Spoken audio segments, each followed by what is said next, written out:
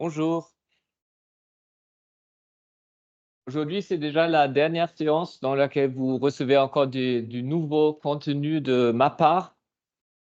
Euh, la semaine prochaine, il y aura une collègue de l'Université de Franche-Comté de Besançon, Justine Simon, qui va venir et vous présenter ses travaux sur les chatons mignons. Donc, elle vient de publier un livre sur ça chez l'Harmattan.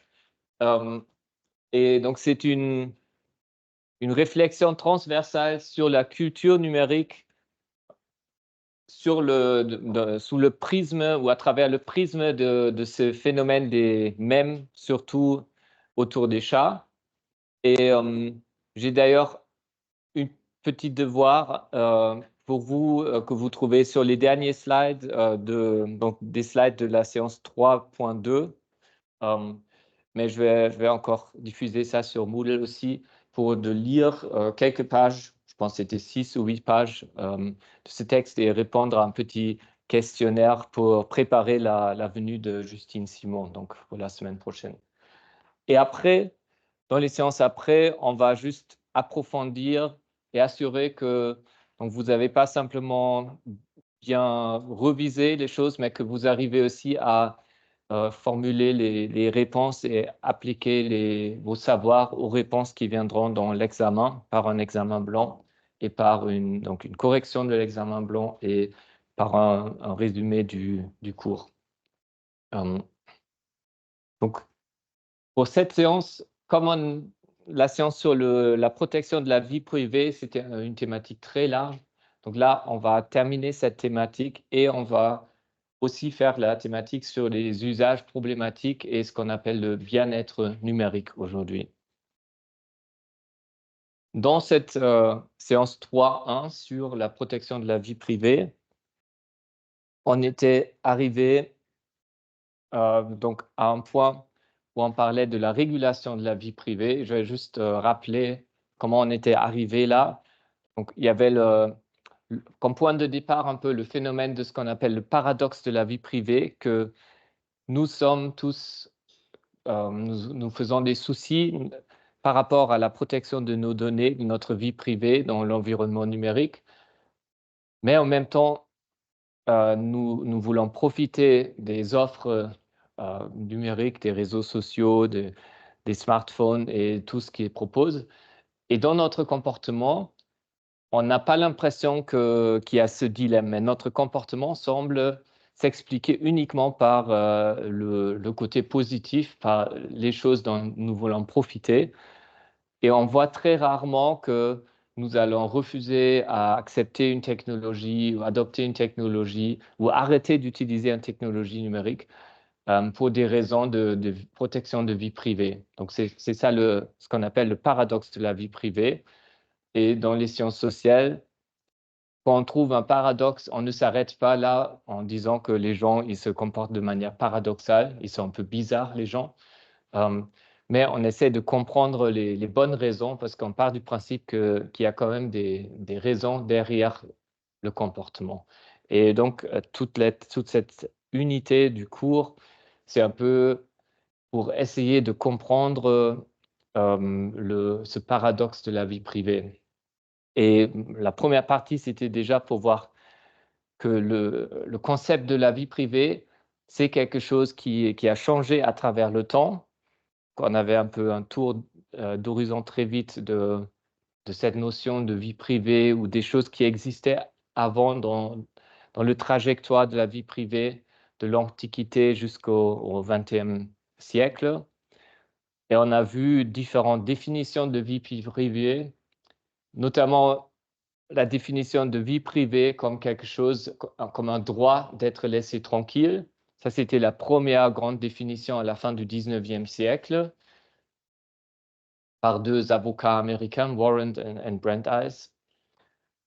Et puis, on a constaté qu'avec des challenges technologiques et politiques et dans la société de consommation dans le 20e siècle, cette notion-là, elle ne tenait plus parce que la plupart des gens, ils ne veulent pas être laissés tranquilles. C'est juste les plus riches peut-être qui peuvent se permettre d'être laissés seuls et tranquilles. Les autres, ils ont besoin, notamment dans la société moderne, de communiquer, de partager leurs données, aussi pour profiter de la technologie contemporaine.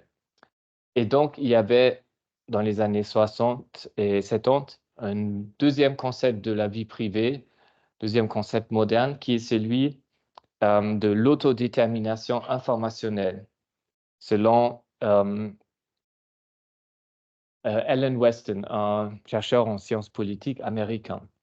Donc, on est passé du droit d'être laissé seul, point 4 de cette structure, au point 5 du droit à l'autodétermination informationnelle. Donc, il dit que l'objectif, ce n'est pas que les gens peuvent être laissés seuls, parce que souvent, on ne veut pas être laissé seul, mais l'objectif, c'est que les gens ils puissent eux-mêmes décider quand ils veulent s'ouvrir vers le monde extérieur et quand ils veulent s'enfermer. Et ça, notamment sur le plan informationnel, parce que même s'il y a d'autres dimensions de la vie privée, l'informationnel dans la société d'information est devenu de plus en plus important. Et à l'intérieur de ce concept, on avait vu quels sont donc les défis qui nous ont amenés à ce nouveau concept, les dimensions de la vie privée, selon Ellen Weston. Donc, le fait d'être seul ou en intimité avec d'autres, le fait d'être anonyme et la dimension de la réserve, donc 3 dimensions différentes, où on peut réguler sa vie privée en gardant, par exemple, une protection sur une dimension, par exemple en gardant un état d'anonymat. Ça permet de s'ouvrir vers une autre dimension, par exemple d'exprimer son opinion politique, mais en allant à une manifestation, par exemple, avec un masque qui protège notre anonymat. Donc, entre ces dimensions, ça permet de réguler la vie privée. On avait identifié les fonctions de la vie privée pour les individus, par exemple euh, pour, pour simplement se laisser aller un peu de temps en temps, ou pour tester différentes possibilités pour son identité, faire des erreurs peut-être sans qu'on va être poursuivi pour ça pour le reste de sa vie. Et on a aussi identifié des fonctions sur la vie, sur le niveau sociétal, que notamment une démocratie libérale, elle a besoin de l'autonomie de l'individu. Et ça ne marche pas si les individus sont surveillés et s'ils n'ont pas de vie privée. Et le dernier point où on était arrivé, c'était maintenant le concept de la régulation de la vie privée. Parce que tout ce concept d'autodétermination informationnelle, ça dépend de la condition que les individus peuvent réguler leur vie privée. Et donc là, on avait identifié comme auteur principal un psychologue des années 70, Erwin Altman, qui avait donc sur la base de beaucoup de travail ethnographique, notamment aussi dans le milieu carcéral, identifié comment toutes les problématiques autour du fait de soit ne pas pouvoir s'ouvrir vers le monde extérieur, soit être obligé de s'ouvrir vers le monde extérieur quand on ne le veut pas. Et comment, donc, cette régulation du degré d'accès vers le monde extérieur, ça peut être perturbé et quels dégâts ça peut avoir psychologiquement. Donc ça, c'était la théorie de la régulation de la vie privée selon Altman, où il y a donc une zone de confort quand le degré d'ouverture vers le monde extérieur correspond au degré que nous désirons. Mais si nous sommes contraints dans notre environnement de partager, par exemple, des données ou de nous ouvrir vers le monde extérieur sans que nous le voulons, ou l'inverse, alors il y a un stress et un mal-être. Et donc, la suite logique de ce concept de vie privée comme autodétermination informationnelle, c'est de dire il faut permettre aux individus de réguler eux-mêmes. Donc, les incapacités, empowerment des individus pour qu'ils sachent comment réguler leur vie privée, pour qu'ils soient motivés et pour qu'ils aient tous les éléments, toutes les informations pour faire des choix. Donc ça, ce sont un peu les objectifs dans cette tradition-là. Et donc, on était arrivé là, et on est en même temps arrivé à la fin du XXe siècle avec cette théorie qui était donc importante pour dans la formulation des régulations et des droits de vie privée dans le monde entier qui ont été formulés dans les années 90. Ce concept-là était derrière ces droits. Et puis, il y avait le 21e siècle, notamment avec les réseaux sociaux, avec la communication mobile, qui ont posé des problèmes à nouveau pour ce concept de vie privée. Et donc là, on va voir les problèmes et la solution pour ce problème avec une nouvelle conceptualisation de vie privée qui est en train d'être mise en place au niveau régulatif dans le monde. Donc, pour les conditions qui ont changé, on peut se baser sur des choses qu'on a déjà dit à un autre moment dans ce cours, donc notamment les affordances de communication dans les réseaux sociaux numériques. C'était donc quelque chose dans la séance 1.3, dans le cadre du concept d'affordance. Nous avions traité la caractérisation des publics dans les réseaux sociaux par Dana Boyd, qui avait identifié 4 affordances de la communication dans la vie privée. Donc, ce qu'on communique, ça reste sur les réseaux sociaux. On pourra toujours chercher les informations qui sont une fois sur les réseaux sociaux avec des moteurs de recherche extrêmement puissants. Donc, rien ne se perd juste par le fait que c'est une masse d'informations ingérable. Ce qu'on partage, ça peut aussi être reproduit par d'autres. Et donc, même si on le retire, ça risque de déjà être copié et donc impossible de le reprendre.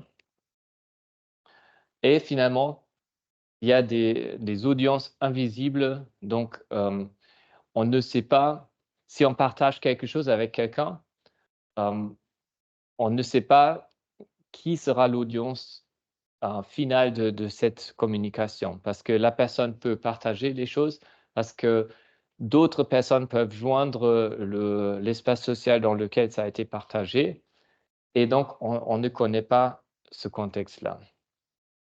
Et tout ça, donc, ça rend extrêmement difficile de réguler ces informations dans un environnement de réseaux sociaux. On avait aussi dit que certains éléments de ça, ils s'appliquent peut-être plus tellement aujourd'hui, parce que dans la vie quotidienne des réseaux sociaux, est-ce que quelqu'un parmi vous voit un élément qui est peut-être plus tellement vrai pour la communication quotidienne sur différents réseaux sociaux?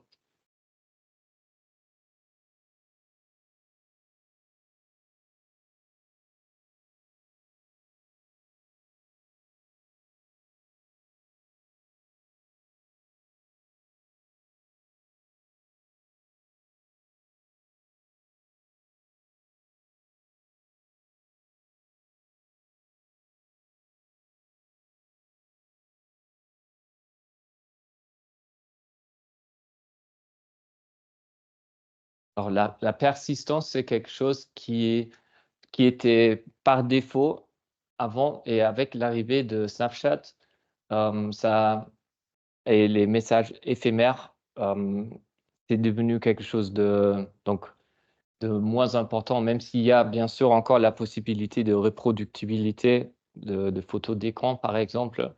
Mais généralement, Donc, cette persistance, pour beaucoup de communication qui se fait aujourd'hui avec des stories, elle va être plus tellement donnée. Et c'est ça d'ailleurs qui a permis de nouveau aux gens de publier plus d'informations aussi dans des stories à un public plus large parce que c'est un peu rassurant de partir du principe que ça va être éphémère ce que je partage avec tous mes contacts dans une story.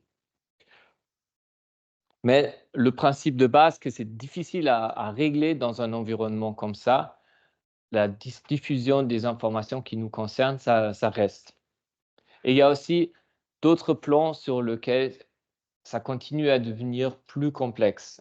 Si on regarde le niveau du hardware, matériel de la technologie. Donc on peut dire qu'il y a un peu 3 paradigmes technologiques au niveau matériel.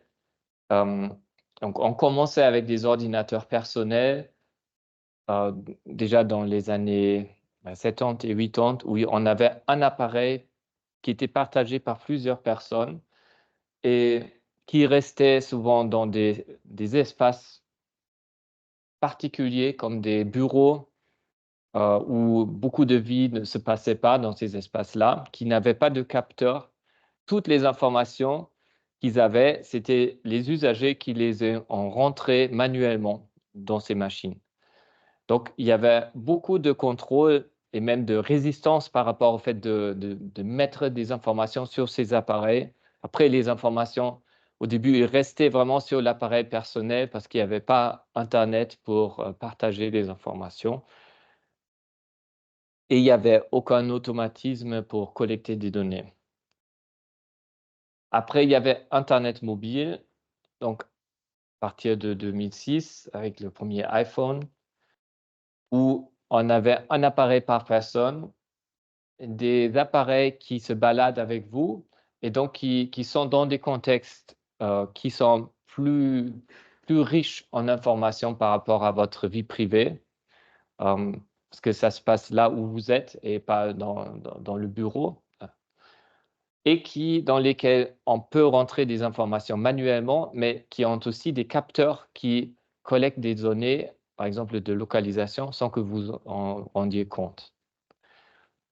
Et puis, on est en train d'évoluer vers un environnement d'Internet des objets où on a plusieurs appareils par personne, donc des appareils connectés, peut-être des vélos connectés, des voitures connectées, des livres connectés, des ampoules connectées, thermostats, qui vont collecter des données avec des capteurs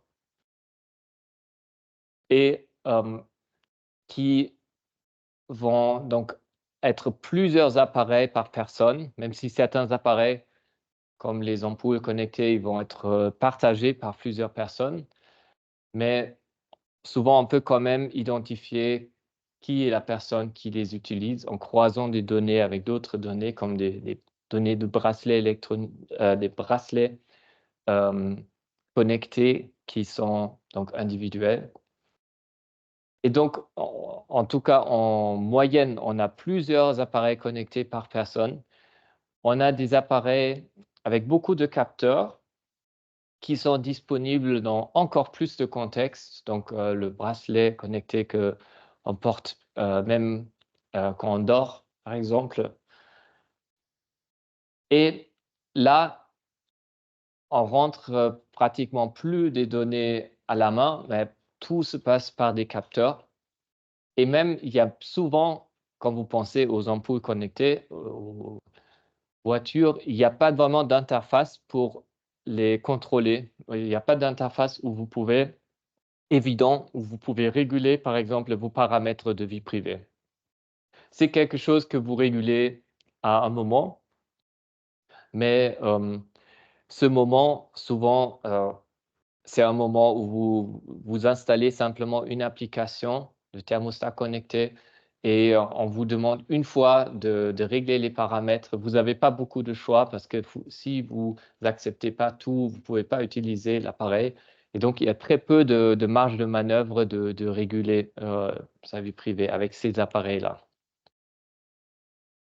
Donc, en gros, parce que ces appareils sont de plus en plus ubiquitaires dans la vie, on a des données de plus en plus sensibles de santé, par exemple, associées avec ces appareils qui sont collectés avec des capteurs. Et on a plus en plus de difficultés à les réguler, les données. Et là, j'ai rajouté quelque chose ce matin quand j'ai revisé un peu les diapositives. Euh, donc, parce que ça, c'est aussi un lien avec la notion d'affordance de nouveau. Donc, normalement, les appareils classiques, encore comme des téléphones portables, ils avaient des affordances pour paramétrer les différentes applications. Et les réseaux sociaux, ils ont aussi des affordances pour paramétrer avec qui vous voulez partager vos données. Et là, on a des appareils connectés qui, eux, n'ont pas de boutons ou de menu évident pour réguler donc quelles données vous voulez partager avec qui dans la situation d'utilisation. Et donc ces affordances, pour contrôler la vie privée, elles manquent. Et par contre, il y a d'autres affordances, et ça c'est quelque chose qui a été appelé des affordances froides. Donc des affordances ça veut dire que c'est des choses que vous faites avec les appareils sans vous en rendre compte. Donc vous partagez des données sans vous en rendre compte. Donc ça, c'est souvent à travers des capteurs. Et vous avez une fois accepté de partager des données de localisation avec l'application. Et après, à chaque fois que vous allez quelque part, vous partagez votre localisation.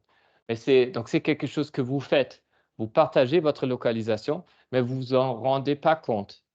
Et c'est pour ça qu'on appelle ça donc une affordance froide, parce que c'est quelque chose donc, qui se passe sans qu'on le remarque, sans qu'on s'en rende compte. Donc les affordances chaudes, ce sont des choses qu'on fait avec les technologies,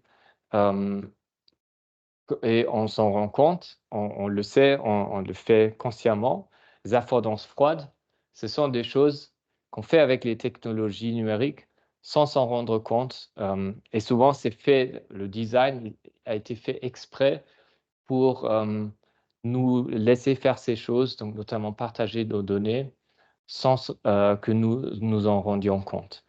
Donc c'est juste un peu, j'ai pensé comme la notion d'affordance, elle est assez transversale dans le cours. Je pensais ce matin que cette distinction entre affordance froide et chaude, ça pourrait être un bon moment pour approfondir cette notion ici. Donc là, avec ces technologies et ce nouveau paradigme de l'Internet des objets, c'est encore plus difficile de réguler la vie privée.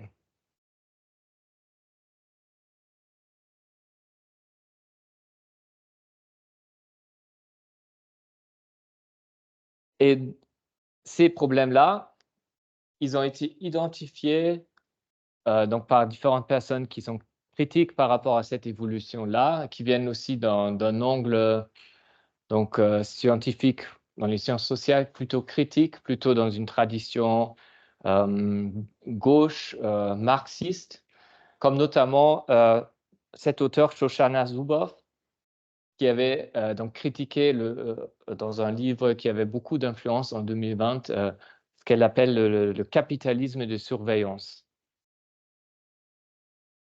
Et donc dans ce livre, ce que je trouve intéressant par rapport à ce cours aussi, c'est qu'elle commence à dire qu'on se trouve, je pense dans le cours de Julian Maitra, vous avez entendu parler de l'économie de l'attention aussi. Donc c'est très étroitement lié à ça, mais capitalisme de surveillance, c'est plus critique, un point de vue critique, mais sur en large partie les mêmes mécanismes, les mêmes constats. Et donc, ce qu'elle argumente dans ce livre, c'est que cette, le fait qu'il y a une économie qui est basée sur notre attention et donc sur l'exploitation aussi de nos données, c'est pas quelque chose qui était nécessaire, une conséquence nécessaire de l'évolution technique, mais c'est quelque chose qui a été décidé aussi par des acteurs économiques et politiques à un moment, et dont on peut donc pourrait revenir en arrière aussi.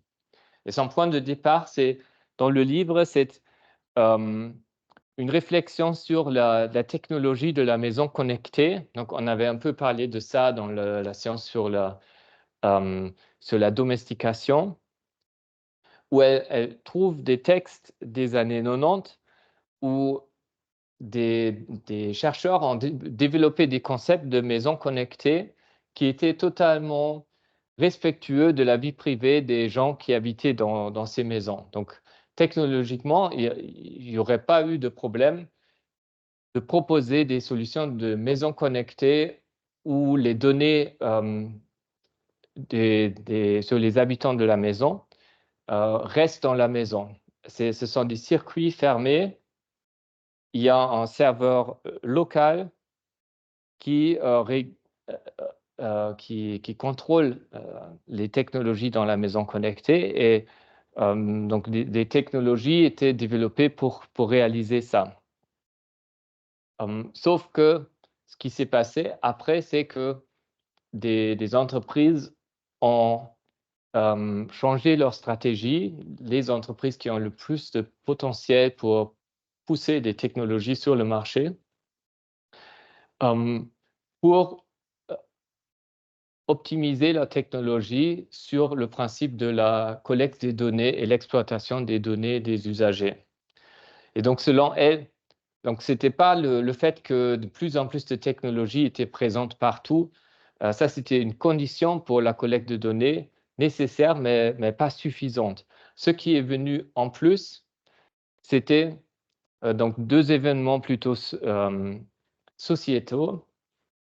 D'une part, ou trois événements. D'une part, l'explosion de la bulle Internet en 2000. Donc, les entreprises qui avaient développé des modèles économiques sur la base de la numérisation, ils n'arrivaient plus à se financer avec les services qu'ils offraient, et ils devaient trouver des nouveaux moyens de se financer.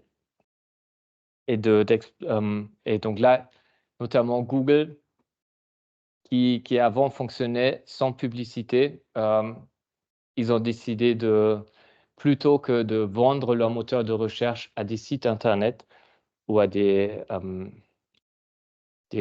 grosses plateformes d'Internet, ils allaient se monétariser à travers les données des usagers. Et le deuxième point, c'était les attaques aux États-Unis le 11 septembre 2001, qui avait comme conséquence une grosse initiative de surveillance aux États-Unis et dans le reste du monde. Et cette surveillance, donc par l'État, elle pourrait mieux fonctionner en collaboration avec ces grosses entreprises qui collectaient, et avec le fait que certaines petites, donc un nombre petit de grosses entreprises collectaient un maximum de données. Donc, d'après cette critique, c'était ces événements donc, historiques et sociétaux qui ont poussé des acteurs à remplacer des modèles économiques qui étaient plutôt orientés vers la vente de certains produits aux consommateurs à un système où c'est basé principalement sur les données des usagers. Et les deux auraient été possibles avec des technologies numériques, mais les stratégies, pour ces raisons-là, donc ils ont été construits sur l'exploitation des données. Donc ça, c'est une manière de raconter l'histoire. Elle a été critiquée aussi, mais je voulais présenter cette perspective-là pour montrer aussi comment, encore une fois, tout n'est pas forcément déterminé par la technologie, mais on peut aussi expliquer des évolutions dans la société numérique par d'autres facteurs ou d'autres dynamiques sociétaux. Et donc, sur la base de ce constat, Shoshana Zuboff. Après, elle dit qu'on se trouve donc dans un capitalisme de surveillance qui reprend un peu le modèle du capitalisme industriel du XXe siècle. Mais dans le capitalisme industriel du XXe siècle, c'était la nature qui était exploitée, la nature globale, mais pas le bien-être humain ou la culture, parce que le bien-être humain, dans la deuxième moitié du XXe siècle, ça s'est plutôt amélioré sur la totalité de la Terre. Mais là, c'est donc dans le capitalisme de surveillance, c'est maintenant la nature humaine qui est exploitée, l'autonomie humaine qui est mise en question par ces technologies-là. Et dans le XXe siècle, il y avait une politique sociale avec l'amélioration des conditions de travail qui accompagnait l'industrialisation et qui assurait que le bien-être humain était garanti. Là, on n'a pas pour l'instant, pas de politique sociale d'accompagnement par rapport à ce capitalisme de surveillance. Donc, la demande, c'est de créer un mouvement social, politique, culturel qui peut accompagner ce capitalisme et donc maîtriser les dégâts, notamment sur la nature humaine que ça pose. Donc ça, c'est un point de vue quand même très discuté et respecté. Ce n'est pas une théorie de complot, c'est quelque chose qui est beaucoup discuté. Après, même s'il y a différents points de vue par rapport à ce narratif, mais ça a été repris aussi par des gens qui n'acceptent pas tout le narratif, peut-être, dans le sens qu'il faut davantage accompagner comment le capitalisme fonctionne aujourd'hui sur l'exploitation des données. Et donc, même des gens qui ne sont pas totalement d'accord avec ce narratif, ils sont d'accord sur différents constats qui sont faits dans ce sens-là. Notamment, le constat que ce principe de autorégulation de notre vie privée par les individus, que c'est quelque chose qui fonctionne très mal aujourd'hui. Et donc là, je vous montre quelques aspects, quelques phénomènes qui montrent le mal que nous avons à réguler notre vie privée. Donc, une chose qu'on voit dans tout ce discours de empowerment dont on parlait juste avant, dans le cadre de la régulation de la vie privée par les individus, ce discours, il se heurte à une réalité où ce sont souvent plutôt les institutions que les individus qui sont responsables des conditions sous lesquelles les données sont partagées et exploitées. Mais on va donner la responsabilité aux individus.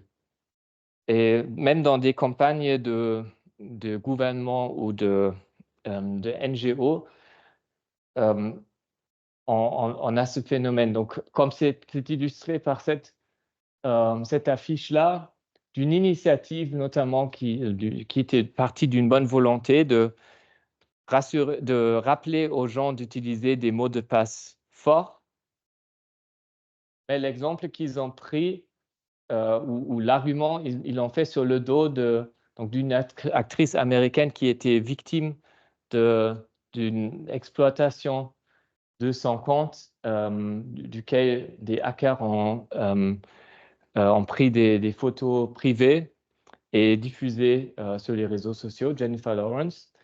Et donc, du coup, on culpabilise la victime d'une attaque de hacker en disant que elle n'avait qu'à utiliser un mot de passe plus sûr. Alors qu'on sait très bien que ça ne protège pas contre tout et c'est toujours relative la sécurité des mots de passe. Donc, dans un premier temps, donc, même si c'est important, ça ne peut pas être la solution de dire c'est aux individus de se protéger. Aussi, Le problème, c'est aussi que le problème de la protection des données, c'est souvent un problème collectif et on ne peut pas le résoudre en disant aux individus de mieux faire. Et là, j'ai un exemple. Vous trouvez toute la vidéo sous le lien, mais c'est une campagne de l'État de Vaud aussi pour sensibiliser les gens pour la protection de leur vie privée, mais où donc une collègue trouve une image de son collègue totalement bourré sur un banc je pense que sur Facebook.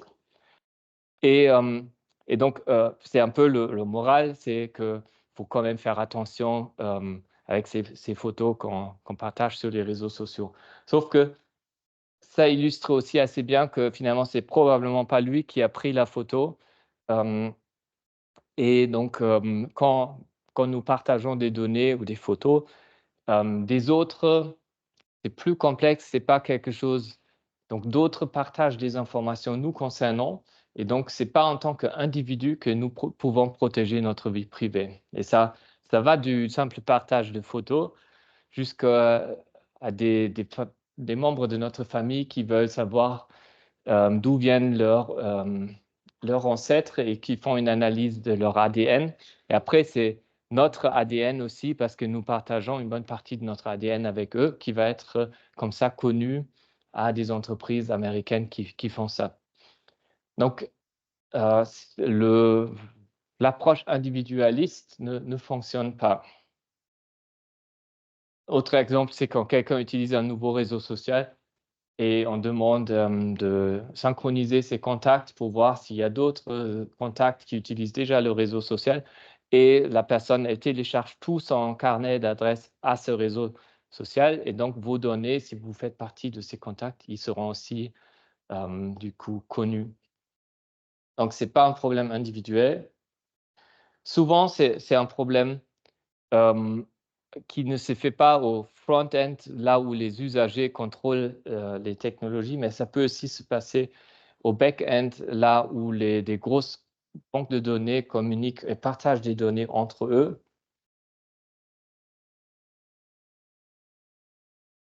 Donc, c'est pareil, c'est une campagne de la Fédération romande des consommateurs qui alerte contre le risque de prendre des photos et qui sont peut-être liées avec notre géolocalisation et qui suggère que c'est comme ça, en tant qu'individu, qu'on peut se protéger alors que beaucoup de données sont aussi, même si on ne prend pas une photo, Facebook par exemple, si on ne fait pas extrêmement attention ou d'autres applications, ils vont quand même tracer notre localisation et ces données sont là et peuvent être échangées entre différents réseaux sociaux.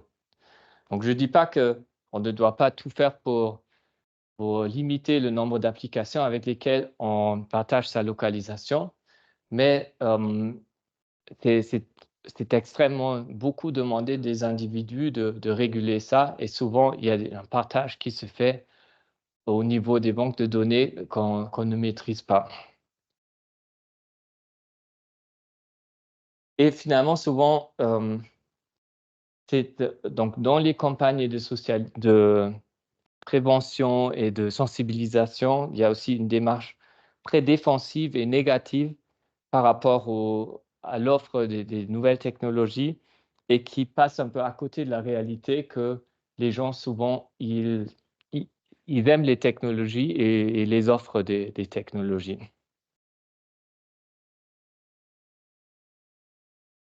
Et en dernier point, par rapport à la protection, donc aux différentes possibilités de protéger notre vie privée, euh, il y a aussi donc des différences par rapport à notre capital financier. Il y a des solutions efficaces pour protéger notre vie privée qui demandent des sous, par exemple d'utiliser un VPN, mais un VPN payant et pas un VPN gratuit, parce que le VPN gratuit, ça peut être le pire Parce que ça veut dire, dans un premier temps, que toute votre communication passe par ce VPN. Et donc, eux, ils connaissent tous les adresses que vous consultez sur Internet. Et donc, même s'il ne va pas partager ces données avec un tiers, si vous ne savez pas qui est derrière ce VPN gratuit, vous partagez toutes ces données avec un inconnu. Donc, il faut un VPN auquel on peut faire confiance, qui va être un VPN payant. Et donc, ça demande des sous.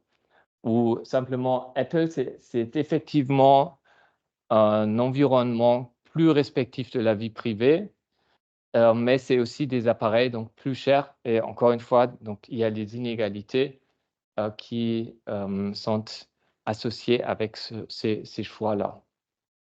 Et il y a le risque que, donc, il y a une élite qui plus de vie privée, comme c'était à la période de ces avocats de Nouvelle-Angleterre qui voulaient donc rester tranquilles, et une majorité qui ne peut pas se permettre cette protection. Et tout ça, dans l'ensemble, donc ça fait en sorte qu'on se trouve dans une situation où les gens, souvent, même si on leur dit de se protéger eux-mêmes, mais finalement, ils sont débordés. Ils voient que souvent, les solutions, ils ne sont pas efficaces. Et ça va créer ce qu'on appelle privacy fatigue ou privacy cynicism. Donc, un cynisme par rapport à ce discours-là, où on dit, de toute façon, je suis devenu transparent avec tout ce que j'utilise, et c'est même pas la peine d'essayer de me protéger aujourd'hui. Donc, donc ça, c'est un peu le constat dans notre environnement médiatique aujourd'hui. Et alors, pour répondre à ce constat, il y a une troisième conception de la vie privée qui a été formulée, cette fois par une philosophe américaine, Helen Nissenbaum, qui a donc dit que la protection de la vie privée, ce n'est pas une question d'individus qui se protègent eux-mêmes, mais c'est plutôt une responsabilité qui est aux personnes qui gèrent, ou aux institutions qui gèrent notre environnement et les contextes de notre vie privée. Donc, pour aller, ça c'est tout le début de la conclusion de son livre. Nous avons droit à la vie privée, mais ce n'est ni un droit de contrôler les informations personnelles, ni un droit de restreindre l'accès à ces informations. Donc, c'est pas le droit de contrôler les informations personnelles, ça c'était la formulation de Weston, le droit à l'autodétermination informationnelle, mais elle dit que ce n'est pas ça le droit à la vie privée. Ce n'est pas non plus le droit de restreindre l'accès à ces informations, donc le droit d'être laissé seul, mais c'est un droit à vivre dans un monde où nos attentes en matière de circulation des informations personnelles sont pour la plupart satisfaites. Et donc, elle appelle ça l'intégrité contextuelle. Donc, ce n'est pas à nous, aux individus, de réguler, d'assurer que la vie privée est protégée, mais c'est quelque chose où il faudrait pouvoir partir du principe que c'est respecté. Et cette définition-là, cette conception-là, elle met donc la responsabilité, elle enlève la responsabilité des individus et elle la met sur les épaules des instances qui mettent les conditions donc, de vie, d'échange, de communication dans le monde quotidien. Et concrètement, ça peut être appliqué par des principes dont vous avez peut-être déjà entendu parler, privacy by design, donc que le respect de la vie privée, c'est déjà intégré dans le design des objets, des technologies. Et le deuxième, c'est privacy by default. C'est presque la même chose que par défaut. Si vous avez des choix, le paramétrage par défaut, ça va être quelque chose qui protège votre vie privée. Et il faut vraiment faire un effort pour partager des données. Donc, le principe, c'est de pouvoir partir du principe que la vie privée est respectée. Et ça, c'est donc selon le principe de privacy by design. Dès la conception, la vie privée est assurée. Et il faudrait assurer que si on veut faire quelque chose, bien sûr, pour obtenir quelque chose, souvent, il faut diffuser des données. Si vous voulez avoir que un site, une application vous propose vos plats préférés, vous voulez commander, que cette application, elle connaisse vos plats préférés et qu'il y a un compte personnel peut-être sur ce compte-là. Mais que la technologie, elle devrait assurer que ces informations, ils sont limitées à un minimum et que cette divulgation d'informations, elle reste donc limitée à ce dont vous avez besoin. Et ça peut être assuré aussi en jouant sur les différentes dimensions de la vie privée. Donc, dont on avait parlé déjà dans la partie précédente avec les différentes dimensions de la vie privée. Donc, par exemple, que si on fait des choses que peut-être on partage des informations très personnelles, mais on le fait de manière anonyme. Et c'est dans la technologie, dans le défaut et dans le design de la technologie que cette protection de la vie privée entre les différentes dimensions est garantie. Ou que, donc, on communique des informations très personnelles sans risque donc, quand on le fait parce que c'est anonyme, comme dans des tests de diagnostic pour des maladies, où on peut pas communiquer des informations en son propre nom, sans risque, en minimisant le contenu communiqué. Et donc, là, un exemple, ce sont les arrêts maladie. Donc, j'ai pris, c'est un peu très vieille école, mais c'est quelque chose qui se faisait encore il y a peu de temps en France, où donc, vous avez vraiment des copies carbone en papier, où donc, vous avez le mention de la diagnose médicale qui va être envoyée à l'assurance maladie, mais il n'y a pas le carbone pour faire la copie pour le volet 3 qui va être envoyé à l'employeur. Et donc, comme ça, ce document-là, il permet de partager vraiment juste les informations qui sont nécessaires. Et c'est dans la technologie, donc dans ce cas-là, une technologie qui est simplement 3 feuilles de papier avec du carbone entre eux, qui communique l'information, qui minimise la divulgation d'informations. Ou donc un exemple high-tech, c'est Snapchat avec donc le fait que les contenus disparaissent, l'éphémérité.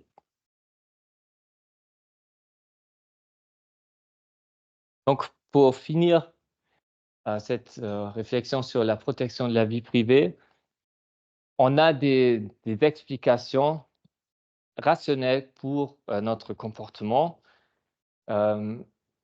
qui semblent irrationnels. Donc déjà, les effets positifs de ce que nous faisons, si nous installons une nouvelle application, par exemple, et nous en profitons, ils sont plus visibles que les effets négatifs. Les effets négatifs de la surveillance, ils sont souvent très implicites.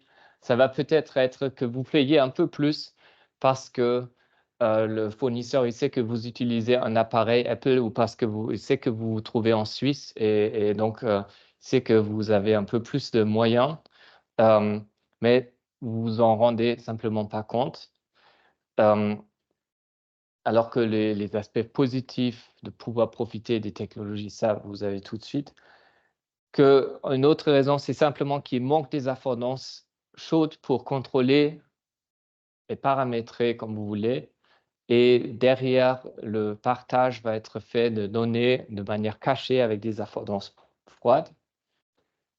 Et une troisième explication pour ce phénomène, que les gens disent se soucier de la vie privée, mais dans leur comportement, on voit ça moins. C'est aussi un phénomène simplement méthodologique, ce qu'on appelle la désirabilité sociale, que dans les sondages, nous pensons que les gens, ils attendent de nous qu'on se fait des soucis sur ça et donc on va un peu exagérer le souci, alors que peut-être on est moins concerné que ça par ce problème.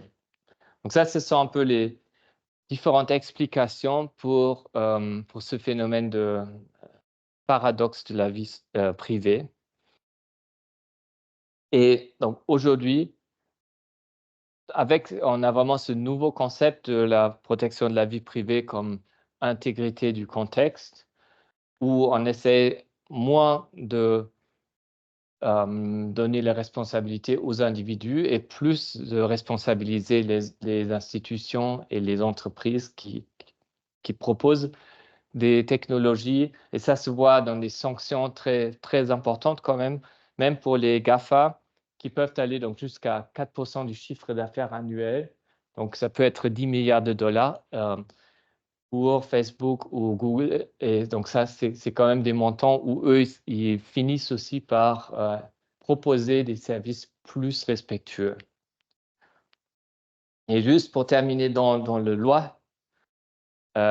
lois suisses, on voit les 3 conceptions de vie privée que j'avais évoquées dans cette unité.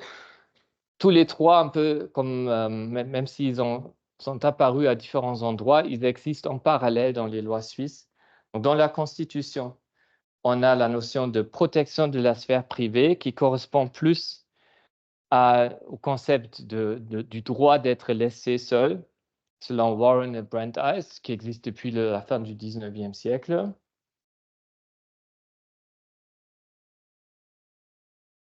Donc, c'est l'État qui garantit, notamment autour du domicile, cette protection. Dans la loi fédérale sur la protection des données, on a plus le concept de autorégulation, donc selon l'autodétermination selon Weston, un consentement, une transparence sur les données, le droit de rectification, mais c'est aux individus de gérer les paramètres. Et dans la dernière loi, la loi fédérale sur la protection des données de 2020, il y a plus le principe d'intégrité contextuelle et privacy par design et par défaut. Et ce sont donc les entreprises et les constructeurs de technologies qui sont plus responsabilisés.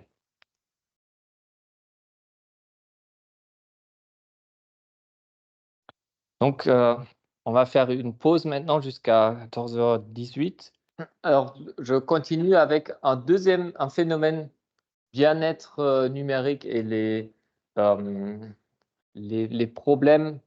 Il y a beaucoup de littérature sur les problèmes liés, psychologiques, liés à l'utilisation des nouvelles technologies mobiles, des réseaux sociaux.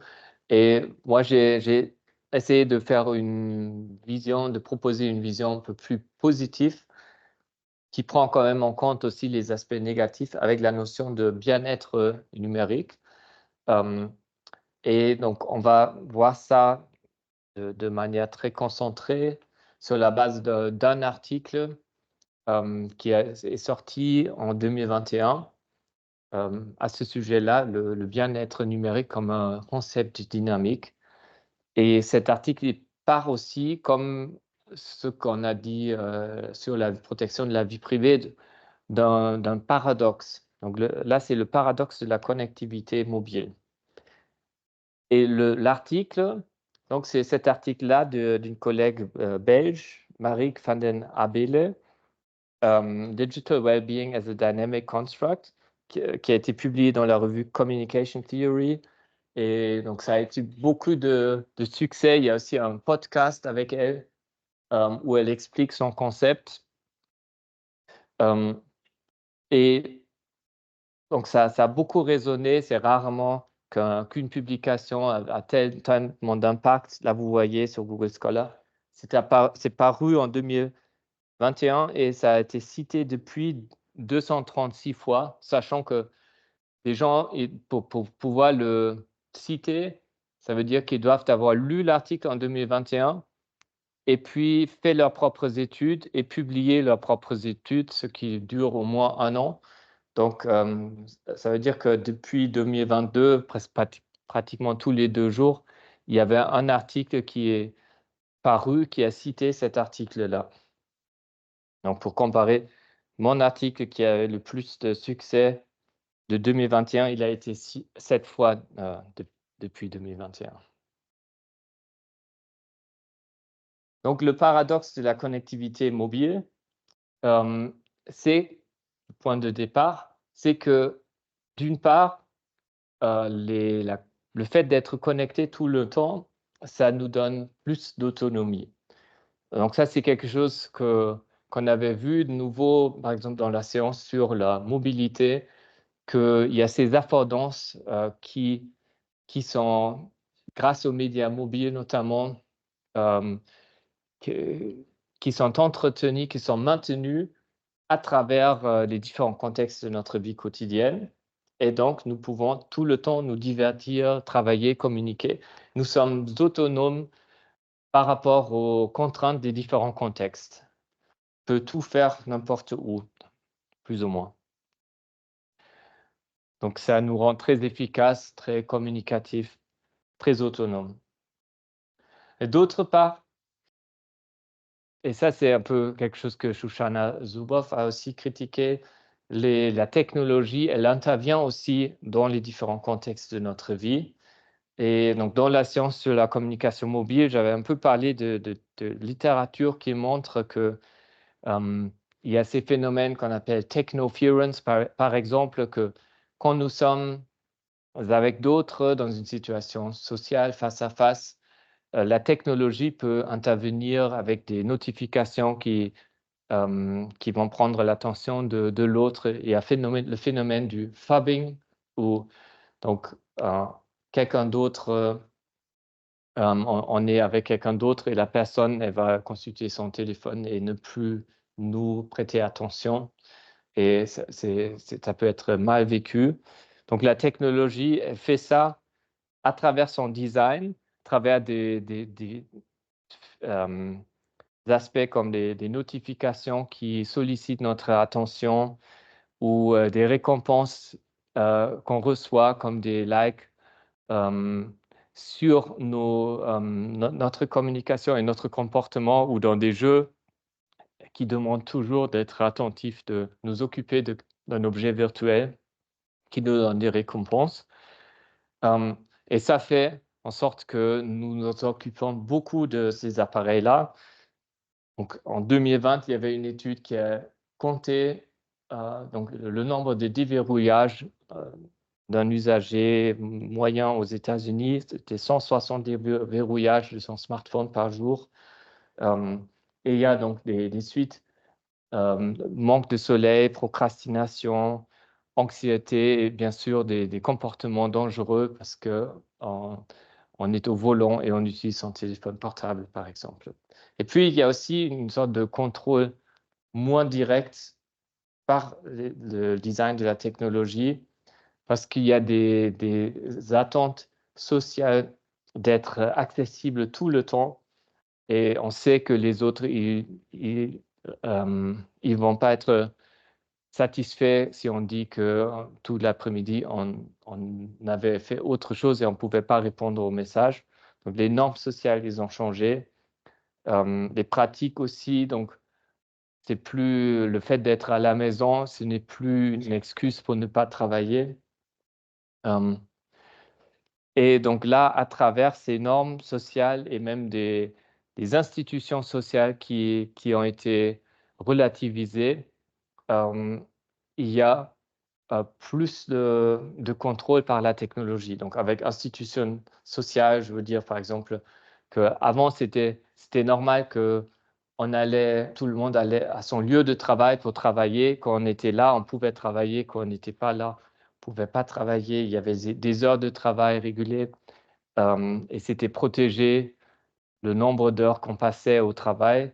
Et là, il y a plus de fluidité dans tout ça. Et souvent, ça nous mène dans une situation où c'est négocié à travers la technologie, le fait qu'on a un appareil de son entreprise, un appareil portable ou une application installée sur son appareil, et ça pose des conflits dans la navigation entre le privé et le travail, et l'autonomie et le contrôle. Il y a des auteurs, des observateurs qui critiquent ces côtés négatifs. Notamment cette année, il y a un livre qui est paru il y a 2 semaines d'un chercheur américain en psychologie sociale, Jonathan Haidt, qui a identifié un phénomène qu'il appelle the rewiring of childhood, par les générations donc, qui ont eu leur enfance dans les années 2010, qui sont devenues une génération anxieuse. Et donc, lui, il cite des statistiques qui montrent, notamment par rapport aux adolescents américains, mais aussi on a des statistiques parfois semblables d'Europe aussi, sur le manque de sommeil, par exemple, que d'après lui est partiellement, la cause est partiellement le fait d'utiliser des réseaux sociaux et des téléphones portables, ou la chute du temps passé avec des amis. Là, il faut dire que la statistique les dernières données sont de 2020. Donc là, il y avait bien sûr Covid, mais même avant, il y avait une tendance que les adolescents américains passaient de moins en moins de temps en présence physique de leurs amis. Et donc ça, c'est par beaucoup d'observateurs, c'est lié. Il y a le lien qui est fait avec ces constats-là sur un bien-être et une intégration sociale problématique des adolescents avec l'utilisation des téléphones portables et des réseaux sociaux et la connectivité continuelle. Et donc, le paradoxe, c'est que la connectivité omniprésente peut favoriser notre autonomie, mais elle peut aussi remettre en cause cette expérience d'autonomie. Donc, comme c'est illustré là, nous pensons que c'est nous qui donnons les ordres à nos appareils, mais on peut aussi voir les choses comme si c'était la technologie qui nous donnait le rythme et les ordres dans notre vie quotidienne. Et donc, pour mieux comprendre ce paradoxe, la proposition dans cet article, c'est déjà de reformuler une définition de bien-être numérique comme quelque chose qui va être dynamique, qui va dépendre de la situation et de l'individu, et de déjà laisser derrière quelques considérations qui nous empêchent de bien comprendre la situation. Et on va commencer avec les considérations. Donc, le premier, c'est que souvent dans les discours, on va pathologiser le rapport avec ces technologies-là. Et on va parler d'addiction aux médias, par exemple. Et donc, ça, c'est quelque chose d'après l'état de la recherche médicale qui n'est pas correct. Il n'y a pas l'addiction aux substances ou l'addiction même à certains comportements comportementaux, comme les jeux ou la pornographie, c'est quelque chose de différent que ce qui constitue notre rapport avec des réseaux sociaux ou des smartphones. Donc, on peut parler d'une utilisation excessive ou une utilisation inadaptée, mais les caractéristiques d'une addiction ne s'appliquent pas à notre rapport avec ces appareils. Donc, il y a des symptômes qui sont définis. Donc, la perception d'un manque quand on n'a pas ces appareils ou quand on n'a pas la substance dont on est addict, une tolérance, donc on a besoin de plus en plus, une perte de contrôle aussi dans la vie quotidienne face à l'utilisation de l'objet de l'addiction. Et tout ça, ça doit être systématique. Et ça, c'est pas selon l'état de la recherche, ces symptômes-là, on ne peut pas les identifier pour notre rapport avec les technologies comme les réseaux sociaux ou les téléphones portables. Donc, selon la classification internationale des maladies, il n'y a pas d'addiction aux médias pour l'instant. On parle plutôt d'une utilisation donc, problématique selon cette classification. Donc, problematic smartphone use. Ça ne veut pas dire que c'est quelque chose qu'on peut prendre à la légère, mais c'est important de distinguer par rapport à l'addiction ou à d'autres phénomènes médicaux, diagnostiques médicales. Deuxième point, c'est qu'il faut aussi prendre en compte les aspects positifs qui existent au niveau hédonique et eudémonique. Donc ça, c'est quelque chose dont on avait déjà parlé dans le premier cours effet et usage, sur l'utilisation des médias, par exemple des films, que le bien-être hédonique, donc on peut être diverti par des petits jeux sur smartphone. Ça peut nous donner, ça peut aussi être simplement quelque chose qui nous facilite la vie.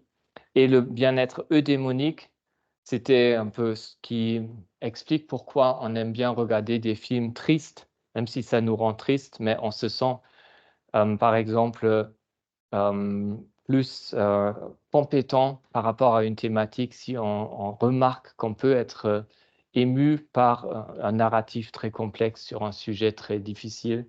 Et donc, il y a ce bien-être eudémonique aussi qui est basé sur le sens d'autonomie ou d'appartenance à une communauté. Et ça, c'est aussi quelque chose que les réseaux sociaux et les smartphones peuvent nous donner. Le sens d'appartenance à un groupe ou le sens d'autonomie, comme on avait vu, parce qu'on est moins soumis à des contraintes de notre environnement quand on utilise ces appareils. Donc, ça fait partie de ne pas oublier tout le positif qu'on a aussi avec ces technologies. Troisième considération, c'est que la question si on se sent bien ou moins bien avec ces technologies, ça dépend beaucoup de la personne et de la situation. Donc, tout le monde, donc, on connaît des situations de stress, de perte de contrôle ou de procrastination où on devrait faire autre chose et on, on joue un jeu sur son smartphone peut-être. Et donc, ça existe. Mais le même jeu, dans une autre situation, ça peut être un divertissement qui nous fait du bien ou la même application, la même fonctionnalité peut être quelque chose qui nous rend plus efficace. Et finalement, donc, ça dépend de la personne et de traits de personnalité et de certaines autres caractéristiques. Si certaines vivent certaines utilisations mal et se culpabilisent, d'autres en profitent simplement et vivent ça comme un divertissement et après passent à autre chose. Et donc, si c'est finalement quelque chose qui contribue à notre bien-être ou pas, ça dépend aussi de l'individu et ça dépend aussi de la constellation sociale dans laquelle l'individu se trouve, si c'est mal jugé comme quelque chose de négatif ou pas, par exemple. Donc ça, c'est cette variabilité. Et la dernière considération, c'est de accepter que les deux sont souvent liés, hein, les aspects positifs et négatifs. Donc, on peut souvent, si on veut réguler l'utilisation, souvent, si on régule le positif, on régule aussi le négatif et vice-versa. Donc, par exemple, si souvent, beaucoup de solutions sont basées sur un contrôle du temps d'écran. Et souvent, on disait pour un certain âge, pas plus que 2 heures ou 3 heures devant l'écran. Et ça, c'est quelque chose où, donc, comme ça peut être une approche, mais ça va donc aussi impacter les usages positifs et le bien-être positif que les usagers vont avoir de la technologie. Donc, des solutions sommaires sur quelque chose comme le temps d'écran, ce n'est pas très efficace pour répondre aux problèmes parce qu'il risque d'impacter le côté positif aussi. Donc, la spécialiste en ça, Sonia Livingstone de la London School of Economics, elle disait qu'il faudrait passer d'un discours sur le temps d'écran à un discours sur les bonnes et les mauvaises utilisations de ces écrans. Et bien sûr, c'est plus simple de simplement limiter le temps d'écran, comme ça on n'a pas besoin de s'intéresser aux différents usages. Donc ça, c'est un peu les considérations de base. Et après, sur la base de ces considérations, Van den Abele, elle propose donc un concept de bien-être numérique comme une expérience individuelle subjective d'un équilibre optimal entre les avantages et les inconvénients de la connectivité mobile. Et c'est donc cet état donc subjectif, il a des évaluations affectives et cognitives sur cette intégration de la connectivité numérique dans notre vie quotidienne ou vie ordinaire. Et donc, le bien-être numérique est donné quand le plaisir contrôlé et le soutien fonctionnel sont maximaux et les aspects négatifs sont minimaux de perte de contrôle et d'efficience fonctionnelle. J'ai, comme toujours, ça c'est une traduction, mais dans les notes de présentateur, j'ai l'original de la citation.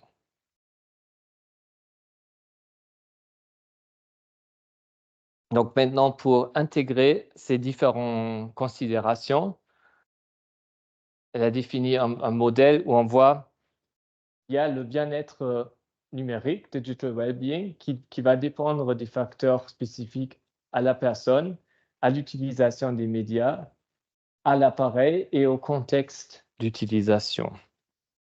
Et on va voir ces différents facteurs. Donc, pour la personne, les personnes sont différentes par rapport à l'attention qu'ils font à leur environnement. Certaines personnes ont besoin d'être vigilants tout le temps, de tout le temps surveiller leur environnement parce qu'ils ont, par exemple, la peur de manquer quelque chose. Il y a des personnes qui plus rapidement, ils vivent une surcharge cognitive, trop d'informations et qui vont souffrir de ça, qui ont besoin de beaucoup d'affirmation sociale tout le temps. Et là aussi, donc c'est quelque chose où ils sont plus vulnérables par rapport aux réseaux sociaux qui donnent une affirmation à travers des commentaires et des likes. Et donc dans le positif, il y a des gens à qui ça donne du plaisir et d'autres à qui donc certaines utilisations des médias ne donnent pas de plaisir et donc qui ne vivent pas le côté positif. Après, donc ça c'est comment ils vivent au moins ce phénomène de connectivité sur le plan affectif et cognitif. Et après, il y a plus fondamentalement des différents traits de personnalité dans les personnes qui peuvent varier entre personnalités, mais qui peuvent aussi varier avec l'âge.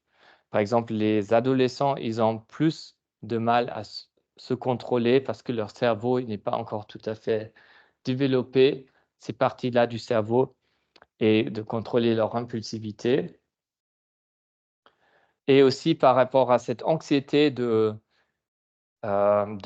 manquer quelque chose. Donc, il y a un trait de caractère qui s'appelle peur de rater quelque chose, fear of missing out, qui est un trait de personnalité qui varie entre individus. Et cela peut donc aussi dépendre finalement comment nous vivons, le fait d'être connecté ou pas, de la situation momentanée, si nous sommes de bonne humeur, si nous sommes stressés, si nous ennuyons. La même chose peut avoir différents donc, la connectivité peut avoir différents effets positifs ou négatifs en fonction de ça. Et là aussi, la peur de rater quelque chose, c'est un phénomène qui dépend de l'individu, de la personnalité, mais aussi à l'intérieur d'une personne, parfois on a ça plus et parfois moins. Donc c'est à la fois ce qu'on appelle un trait et un state, un état d'âme.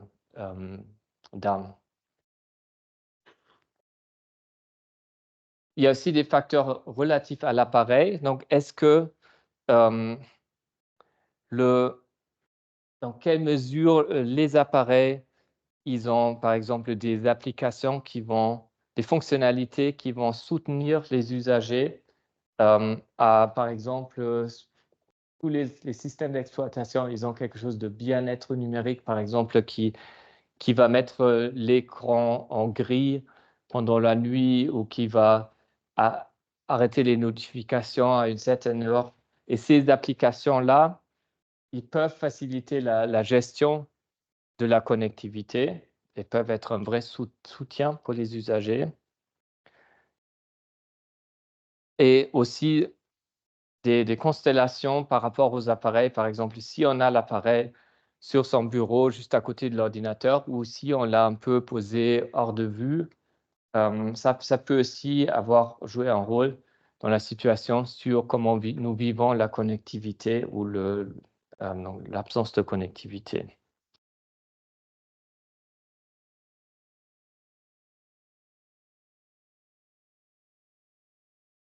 Et dans le rapport entre les usagers et la technologie et les appareils, il y a aussi des choses qui se sont établies, mais qu'on peut aussi réguler, comme des habitudes de contrôler à chaque fois qu'on fait quelque chose, à chaque fois qu'on est seul, de contrôler si on a eu des messages, ou des usages excessifs de certains contenus, certaines applications. Où c'est ancré, ce sont des habitudes ancrées, mais dont on peut aussi se libérer. Et finalement, il y a le contexte. Donc, il y a certains environnements dans lesquels ça va être plus ou moins favorable ou qui vont favoriser le fait d'être connecté ou pas. Ça peut être des contextes locaux ou des contextes temporaires. Et les contextes dans lesquels on a des conflits où, par exemple, la vie privée nous demande de déconnecter, mais la vie professionnelle nous demande de nous connecter, d'être joignable. Ça peut donner des pressions et ces situations, ces contextes qui sont en conflit, finalement, peuvent poser des problèmes au niveau de la connexion. Et finalement, ce sont des problèmes, donc des origines des problèmes sont plutôt sociales que entre le privé et le professionnel. Par exemple, dans notre vie, les frontières, les limites ne sont pas bien définies, mais ça va s'exprimer dans l'utilisation de la technologie.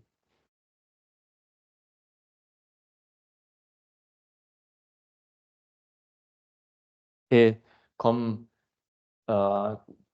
développement sous-jacent, il y a donc toute des développements très larges, très profonds, sociétals, comme l'évolution vers une économie d'attention, ou l'accélération que constatent certains observateurs de la société, que tout va de plus en plus vite, ou aussi qu'on avait constaté que de plus en plus, jusqu'à un certain point, les individus étaient responsabilisés pour leur utilisation des technologies. Et là, on passe peut-être dans une phase où on met plus de responsabilité aux constructeurs des designs.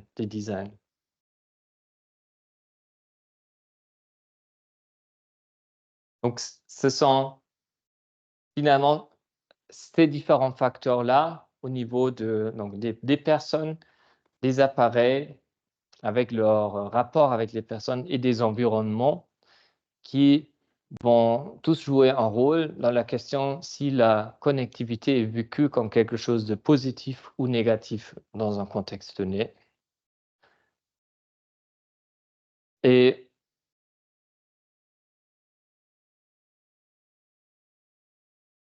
on va donc pour conclure, on va pas pouvoir résoudre ce paradoxe, dans le sens que parce que le positif et le négatif, c'est tellement, associé qu'on peut juste, dans la complexité des différentes situations, à chaque fois essayer d'optimiser, donc faire en sorte que le positif, qu'il y ait un maximum de positif et un minimum de négatif.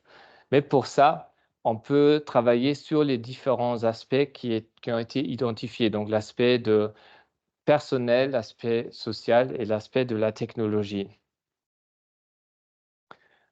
Et donc concrètement, cette approche-là, il montre que des limitations rigides comme une régulation du temps d'écran, en général, ça a peu d'utilité parce que c'est pas suffisamment, flexible pour prendre en compte la dynamique de ces différents facteurs. Hem, où il y a aussi beaucoup d'initiatives dans le genre digital detox où on fait, pendant 2 semaines, on n'utilise pas certains réseaux sociaux ou pendant un week-end, on se connecte pas du tout. Donc à long terme, selon cette approche-là, ça va pas fonctionner parce que déjà, c'est pas il y a pas une intoxication. Ça serait une diagnose médicale un peu c'est pas la bonne, démarche pour identifier ces problèmes-là. Hem Et parce que, du coup, on ne prendrait pas en compte les aspects positifs qui sont liés pour ça. Par contre, ces initiatives-là, de faire cette expérience pendant un week-end, ne pas utiliser certaines technologies, ça peut très bien nous rendre plus sensibles par rapport à justement ce qui a du positif et du négatif dans l'utilisation. Et donc ça peut quand même être très fonctionnel. Donc pas dans le sens d'une détoxification, mais juste dans le sens de nouveau un peu sentir le positif et le négatif de la connexion dans différentes situations. Et après, il y a aussi donc, comme l'appareil technique est aussi un facteur dans tout ça, des interventions technologiques comme des applications ou le fait que ça à une certaine heure, ça devient noir et blanc, ça peut aussi nous aider à gérer, notre connectivité mieux. Et donc, je reprends pour un peu appliquer ça.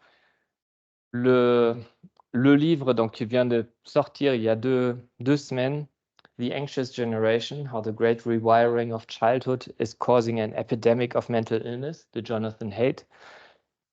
Et dans son livre, il propose quatre marches à prendre, quatre choses à faire.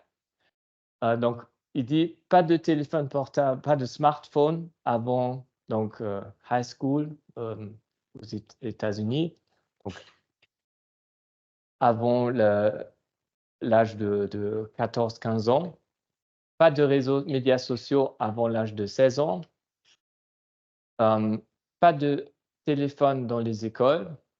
Et par contre, comme quatrième proposition, et ça, c'est un peu quelque chose de particulier aux États-Unis, de donner plus d'opportunités aux jeunes, aux enfants et adolescents de se rencontrer et de faire des activités dans leur vraie vie physique, parce que notamment aux États-Unis, mais on a ça un peu en Europe aussi.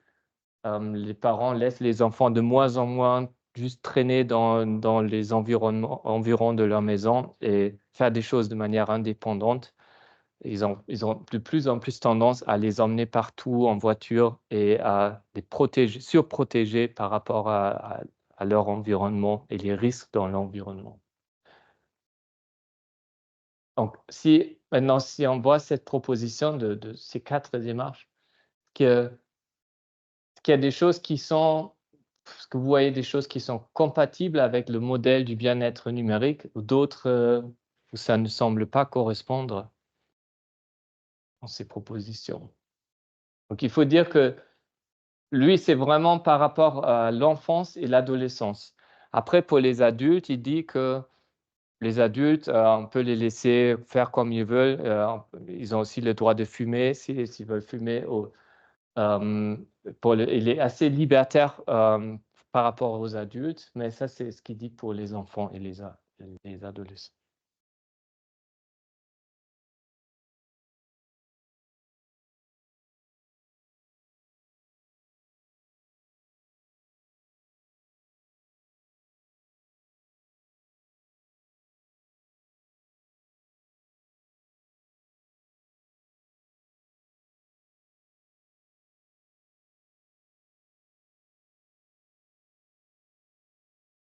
Vous pouvez aussi. Oui.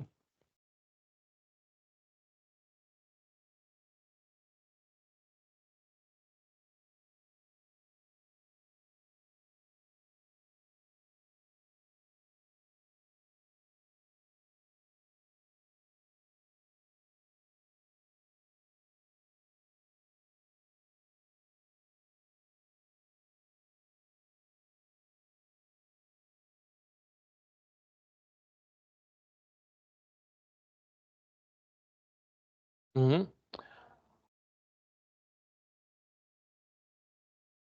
Mhm. D'accord, oui. Alors, lui, il dit qu'ils peuvent avoir un téléphone basique un peu pour appeler les parents et envoyer des SMS. Donc, pour ce cas de figure, c'est quelque chose qu'il prévoit un peu. Euh,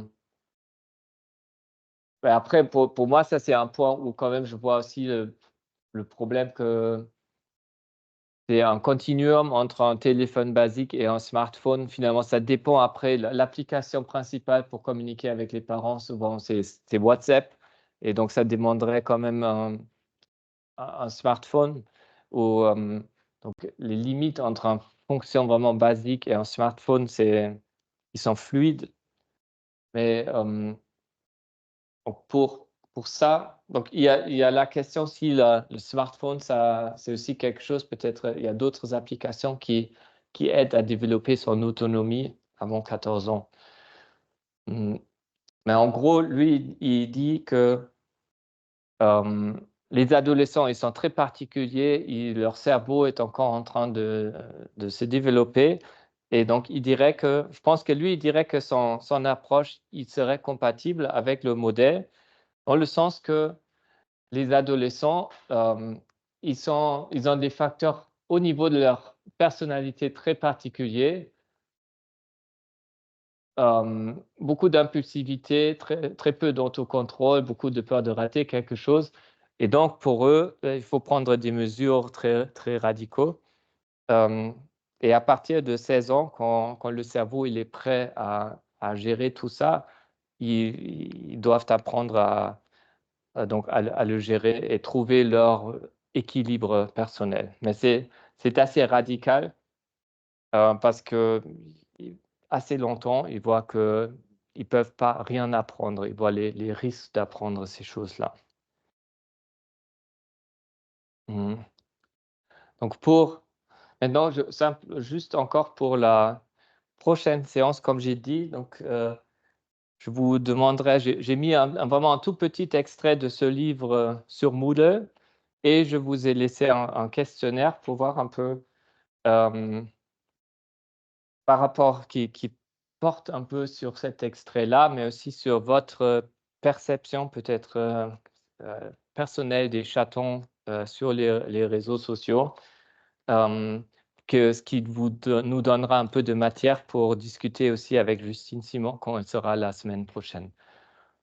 Et donc, normalement, donc la séance, elle va durer un peu moins longtemps et mais ça permettrait aussi il y a aussi l'évaluation, je pense l'invitation pour l'évaluation qui vient. Je ne sais pas si ça va être, jusqu'au mardi prochain, mais en tout cas, vous pouvez récupérer ce temps mardi prochain parce qu'on va terminer un peu plus tôt mardi prochain. Merci et à la semaine prochaine.